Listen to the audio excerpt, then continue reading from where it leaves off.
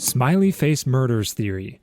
On a cold February night in 1997, Patrick McNeil stumbled out of the Dapper Dog Bar in Manhattan. He was 21, a student at Fordham University, and he'd had too much to drink. A witness later said he looked confused, like he didn't know where he was going. He turned the corner onto East 90th Street and started walking toward the East River. He never made it home. 50 days later, Patrick's body was found floating near a pier along the riverbank, but something was off. His body was in relatively good condition for someone who'd supposedly been in the water for nearly 2 months.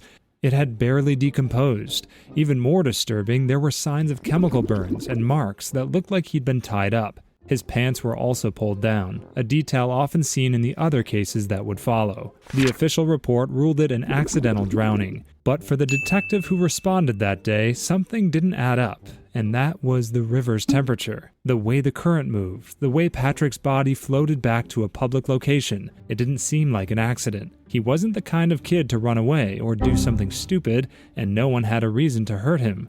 And if this really was just a drowning, then why did everything about it feel staged? Patrick's death might have been ruled an accident, but the details refused to sit still. And years later, when other young men started disappearing the same way after a night out and were found in water weeks later, the detective who responded to Patrick's case started digging. That's when something strange kept showing up. A spray-painted face, always the same. A round head, a wide smile, 2 dots for eyes, found near at least a dozen scenes. Not close enough to prove anything, but close enough to feel wrong. Spray-painted onto bridges, sewer grates, and concrete walls. A simple cartoon smile, the kind you'd see in a school notebook. But in this context, it felt like someone was being made fun of. The same grinning face had shown up next to multiple sites where victims had been found drowned. Not all of them, but enough for the pattern to get noticed. Detective Kevin Gannon said they found the graffiti near at least a dozen scenes, always in places a killer would have had to pass through. Drainage tunnels, fences, abandoned lots, always a place that could be used to dump a body unseen. Gannon believed it was a calling card, a message, not to the public, but to the others involved. Because by this point, the theory wasn't just one killer, it was a group. He and his team, retired NYPD detective Anthony Duarte and criminal justice professor Dr. Lee Gilbertson, started thinking about the logistics. These killings happened in different states, sometimes hundreds of miles apart, always with a similar profile: athletic, college-aged men, last seen drinking, later found dead in a body of water. So if this really was coordinated, it wasn't sloppy, more like organized, and the smiley face was the breadcrumb. The graffiti wasn't just random tagging, they argued. It was a signal to others in the group. A silent job done. Critics say otherwise. They argue smiley faces are one of the most common tags in graffiti, found in cities all over the world.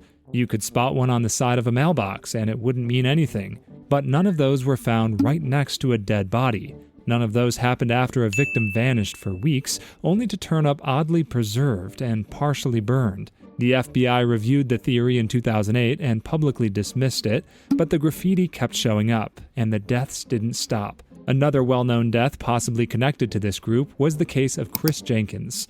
He was a 21-year-old student at the University of Minnesota, last seen on Halloween night 2002. He was in costume, dressed as a Native American warrior, and had been out celebrating with friends in downtown Minneapolis. Witnesses say he was kicked out of the bar and left on foot. It was below freezing. 4 months later, as you may have guessed based on the previous case, his body was found floating in the Mississippi River, still wearing his costume. And just like Patrick, something felt off. The police said drowning, another drunken accident, but his parents didn't buy it. Nope. Neither did the investigators who saw the pattern. Chris had been found in an area that had already been searched multiple times. His body was face up, rare for drowning victims.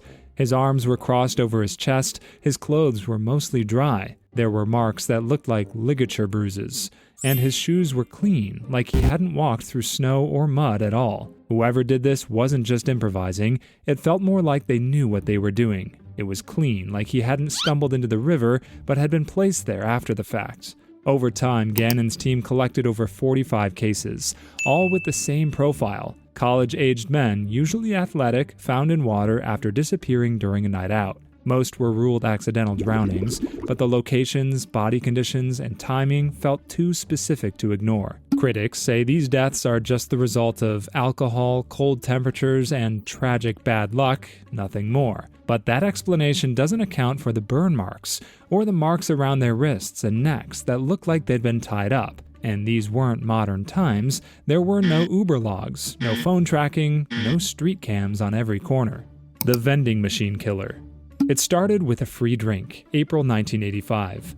A truck driver near Fukuyama pulls into a rest stop after a long shift. He's exhausted, hungry, and all he wants is caffeine. Then he sees it. A full, unopened bottle of Oronamen C was sitting in the vending machine's tray, still cold, and no money needed. It wasn't rare for vending machines in Japan to offer a bonus bottle during buy one get one free promotions, so he took it and he opened the cap, took a sip.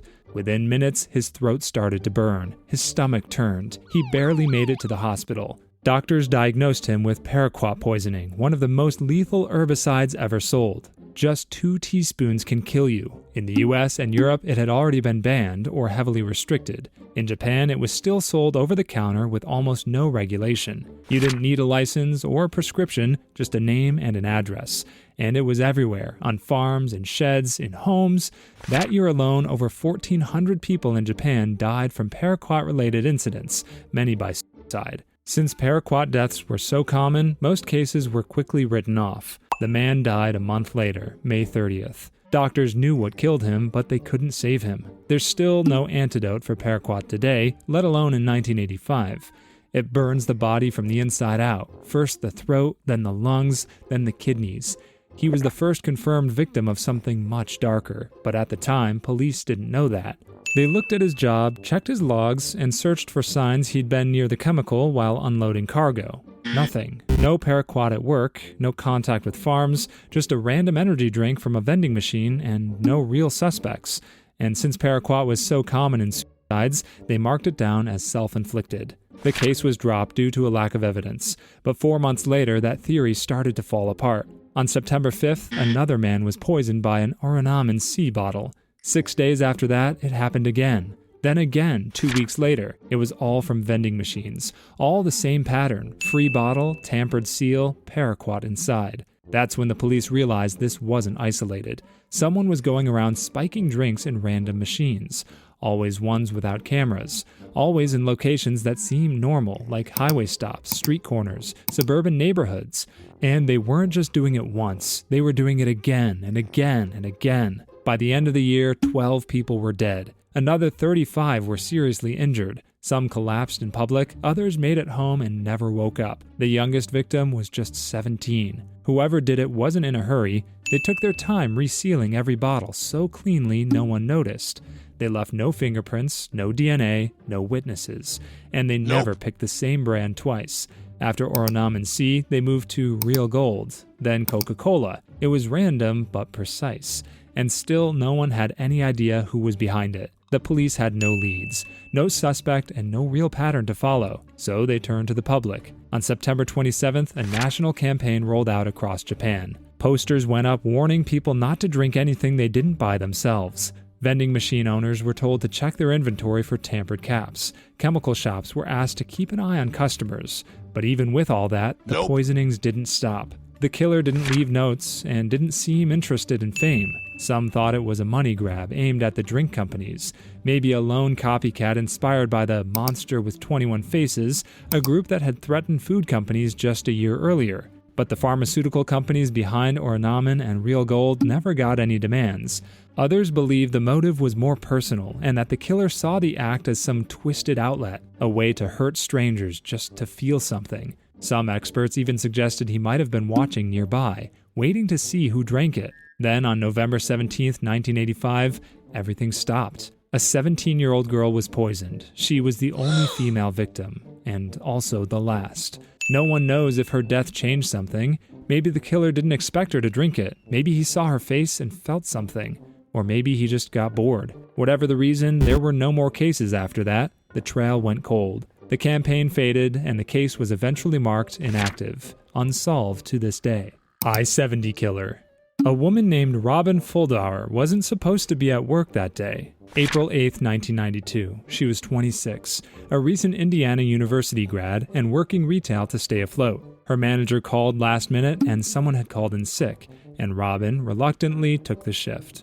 She clocked in at 10 a.m. at the Payless Shoe Source in Indianapolis, just off I-70. By 2 p.m., something felt off. Her manager kept calling to check in. No one picked up. After several tries, they called the Speedway gas station across the lot. A friend of Robin's walked over to check.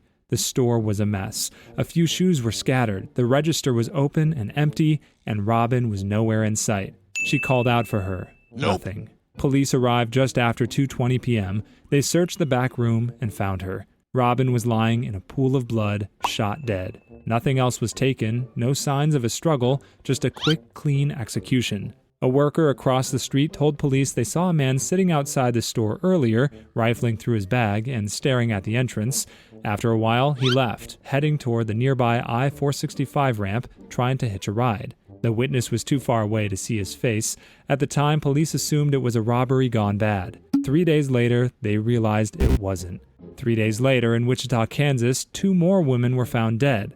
Patricia Smith, 23, and Patricia Magers, 32, worked at a bridal shop right off the I-70. They had stayed late for a customer pickup. Around closing time, a man walked in. They assumed it was the customer. Instead, he pulled a gun. He forced both women into the back room and shot them execution style. Then, as he left, the actual customer arrived and crossed paths with him. The gunman raised the weapon and ordered the man inside, but the customer bolted, escaping on foot. He survived and later gave police a rough sketch of the killer. The drawing showed a white man in his 20s or 30s with reddish hair, thin build, and calm demeanor. But there were no cameras, no fingerprints, no motive, and basically no real leads. Over the next month, the pattern continued. Quiet, low-traffic stores along I-70. Single employees, always shot in the back of the head, and quick and clean. By May 7th, 3 more victims had been killed in the same way, and police finally confirmed they were looking for a serial killer. They just didn't know yet that he wasn't finished. The trail went cold after May 1992. There were no more victims, until a year later when something eerily familiar happened, this time in Texas. But it was a different highway, but the same clues and patterns as before. In early 1993, 3 more people were murdered in small shops near Interstate 35. The killer changed his gun, maybe to confuse investigators, but everything else stayed the same. Lone victims taken to the back of the store and executed without a word. One victim, 35-year-old Vicki Webb, somehow survived. He shot her in the neck and left her for dead. But she lived and remembered what he looked like. Her testimony gave police their first solid behavioral profile. Same age range, but still no name. Then silence for decades, until 2021 when police released surveillance footage from a 2001 murder. The man in the video looked almost identical to the original composite sketches. He was never identified, but it gave the case a pulse again. Some believe he's still alive, hiding in plain sight. Others think he's dead, but the I-70 killer's file remains open. Little Rock Slasher. It happened just before sunrise, April 11, 2021. Deborah Walker, 41 years old and homeless, was found lying in the middle of South Pulaski Street, bleeding, half-conscious, and covered in stab wounds. Paramedics counted at least 15. Somehow she survived. When she came to in the hospital, she gave a shaky description. Tall, slender African-American male. She couldn't remember anything else because it was still dark out, but that vague description matched someone else, a suspect from 8 months earlier. August 2020, a 64-year-old man named Larry McClendon was released from the hospital after a medical scare. His daughter didn't answer her phone, so nurses gave him a bus token and directions to a local shelter. He never made it. 2 days later, his body was found on South Gaines Street. He'd been stabbed repeatedly and left on the sidewalk. A nearby security camera captured the killer approaching, striking, walking away, then doubling back to stab him again. Same general area, same type of victim, same time of night. Police then tied it to a third case. Jeff Welsh, 62, found with a neck wound on the porch of an abandoned house. Then a fourth, an unidentified man stabbed to death on an overpass. All of them were homeless, all between 1 and 4 a.m. There was no pattern to how the killer picked victims, just vulnerable people in the dark. The press called him the Little Rock Slasher. Police offered a $20,000 reward, but despite CCTV footage and survivor testimony, they couldn't find him. Then things got strange. A local blog called Snarky Media Report published its own investigation. They claimed Deborah knew exactly who attacked her and that the man had 2 prior felony convictions. They even posted a photo, supposedly given to them by the man's former landlord. According to the blog, all of this was handed over to the police, but nothing happened. When reporters tried to follow up, the mayor and police chief refused to answer. Some people think the blog made it all up, others think there's something being buried. Either way, the Little Rock slasher was never caught, and unless the city reopens the case, it's likely he never will be.